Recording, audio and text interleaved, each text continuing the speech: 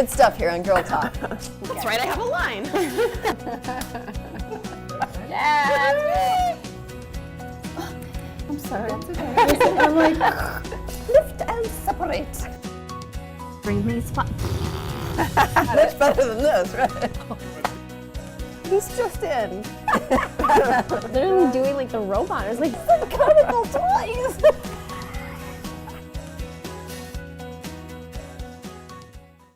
Welcome to Girl Talk. We're so glad you can join us, and you are joining us at Radiance Skin Therapy. This is off of the Beltline, sort of Todd Drive area. Have you ever noticed when you say, by Bonfire, everybody seems to know where Bonfire is, right? Yeah. Even though I never go there, I even knew where it was too. Anyway, that's where we are, and later on we'll meet with the owner, Ann Pienka. She is always up to the latest minute of what's latest and greatest when it comes to skincare, and we always want to look a little younger and definitely our best. Fabulously. Right now though, we're talking finances. We just got through Black Friday, and if you're looking to not just trim the tree but maybe trim your budget a little bit, meet Sue Peck.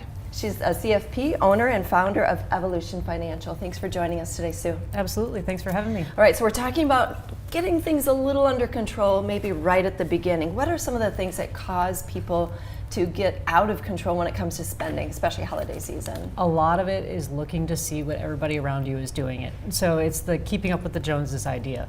You're looking at all of your coworkers. All of my coworkers are doing all of these things. Why can't I? My neighbor's doing this. Why can't I? All of my friends are doing this. Why can't I? And so you start doing it.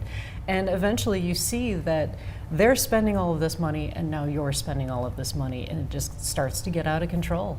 Wow. Oh, wow. Yeah. Well, if all your friends jumped off a bridge, would That's you? right. No, Right? I'll stick to the edge. So we have to play the lottery, and then to really invest or do something great, right? So it's an interesting idea, right? Except the probability of you winning the lottery is really low. Right. And we hear all of these stories about lottery winners declaring bankruptcy because they got all the money and then they declare bankruptcy because they spent it. But what you don't hear about are the neighbors of the lottery winners that also declare bankruptcy, because that goes up as well. And even the smaller lottery winners, like the $50,000, they don't tell anybody they won the lottery, but they start spending more money, and then the neighbors are going, oh, yeah, I should be able to do that too because we live in the same neighborhood. So even winning the lottery, not necessarily winning. Not a good idea. That is really interesting about the neighbors. I had never heard of that before. Okay, so let's talk about what we can do. What can we control? How can we go about doing it? Right, so especially when it comes to your finances, when it comes to your investments, people often try to chase performance, right? So they're trying to figure out how they can get the best investment advisor and the best mutual fund, but past performance does not necessarily mean that everything is going to perform the same way in the future. So one of the things that you need to think about is, how do you react when the stock market does what it does? If you go to my website, evolutionfinplan.com, and you go to the services page, I have an article there about how people underperform the market because their behavior is what changes it. So people are buying at the wrong time, people selling at the wrong time because they're acting with all these emotions. So you need to try and keep that under control and know that that's something that you can't control, but you can control how you react to it. Or maybe if we have trouble with that, you can. Right, then you talk to me Right. and I start talking to you about, this was the plan, let's stick to it. Stick to the plan. So this is a great question for me.